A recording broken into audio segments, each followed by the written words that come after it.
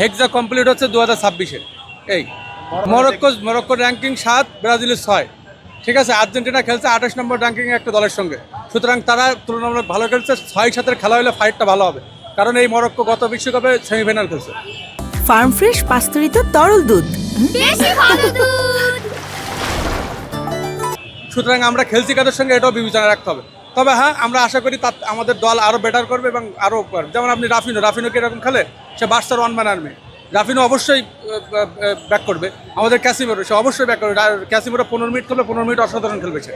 সুতরাং আমাদের প্লেয়ার যারা তাদের খেলা ফুটে নাই, খেলতে পারে নাই, খেলা দেখাইতে পারে নাই, আমরা বিশ্বাস করি নেক্সট ম্যাচে তারা অসাধারণ খেলবে। আর তারা যখন দুর্দান্ত খেলায় ফিরবে তখন কী অবস্থা হবে আপনারা ইমাজিন করেন। হাইতির বিপক্ষে অবশ্যই জয় প্রত্যাশা। 4-0।